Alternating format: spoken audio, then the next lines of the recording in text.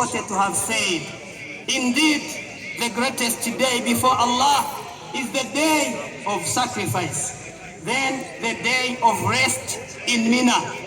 Dear Muslim brothers and sisters, the day of sacrifice reminds us of the history and great virtues and qualities and noble qualities of Prophet Ibrahim. May peace be upon him and beloved friend of Allah subhanahu wa ta'ala. Iyi yitwibutsa ibigwi byamuranze. Among the qualities and virtues we can learn from him are the following. 1. True faith in Allah, love and total obedience and submission to the will of God. Bavandimwe b'Islam icyambere cyamuranze n'ukwemera Imana ndetse no kwigandukira, devotion, sacrifice and total obedience to Allah subhanahu wa ta'ala. Yaranzwe no kwicisha bugufi, no kumvira Imana, no kuyiyegurira bidasanzwe, ndetse ibyo bikaba bigaragarira mu buryo Ibrahim yatsinze ikigeragezo gikomeye cyane, aho Allah yamuhaye ikigeragezo gikomeye ubwo yaragiye gutanga umwana we Ismail, agiye kumutangaho igitambo, kandi ari umwana yarabonye akunze ndetse amubonye mu zabukuru, ariko amaze kumubona Imana subhanahu wa ta'ala imuha ikigeragezo cyo kumutangaho igitambo. يقول الله تعالى في هذا البلاء المبين، قال إبراهيم في دعائه رب هب لي من الصالحين، فبشرناه بغلام حليم فلما بلغ معه السعي قال يا بني إني أرى في المنام أني أذبحك فانظر ماذا ترى، قال يا أبت افعل ما تؤمر ستجدني إن شاء الله من الصابرين. فلما أسلم وتله للجبين وناديناه أن يا إبراهيم قد صدقت الرؤيا إنا كذلك نجزي المحسنين إن هذا لهو البلاء المبين وفديناه بذبح عظيم وتركنا عليه في الآخرين سلام على إبراهيم كذلك نجزي المحسنين إنه من عبادنا المؤمنين.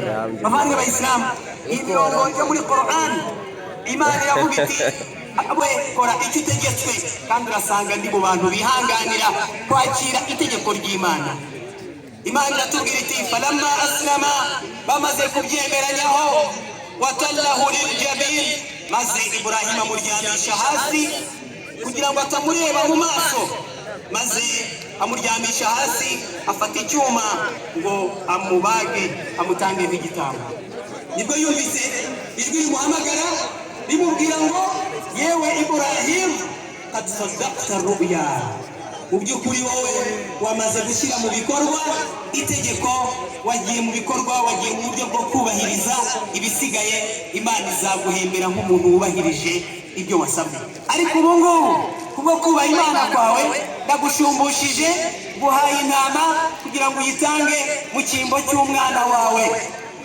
Maze Imana ikomeza ivuga iti inna hadha lahuwa albala'ul mubin.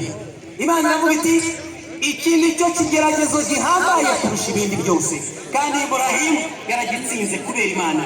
Imana iti wafadainahu bidhibhin azim, maze tumushumbusha tumuha ikindi gitambo atambaho mu cyimbo cy'umwana we ariyo ntama, watarakna alayhi fil akhirin. Kandi ibi bya Ibrahim n'amateka ye tuzahora tubivuga. Niyo mpamvu imyaka ibihumbi n'ibihumbi ishize, uyu munsi wa none turacyaterana nk'ahangaha tukamuvuga ibi bigwi, kuko Imana yavuze ngo ibigwi bye bizasigara, bizakomeza kuvugwa mu bandi bazaza inyuma mu bihe byose.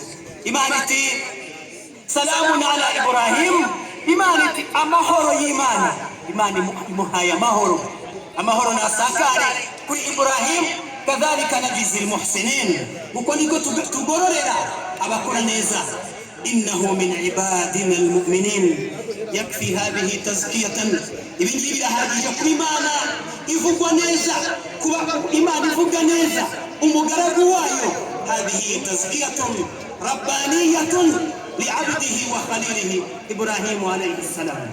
bavandimwe b'Islam, ibi ni ibigwi Imana kuba yivugiye ikavuga ngo innahu min ibadina almu'minin, ngo mu by'ukuri rwose Aburahamu yari mu bagaragu bacu babemera Imana nyabo. hadhihi tazkiyatun rabbaniya, Imana yivugiye. iki ni ikintu gikomeye cyane. Dear believers, these verses we read from Surah As-Saff give us the details about the profound triumph of Prophet Ibrahim, peace be upon him, his devotion, obedience to Allah's command, and the ultimate test of sacrificing his son. These verses outline the foundational story of his unwavering faith and absolute submission. The following are the key events in the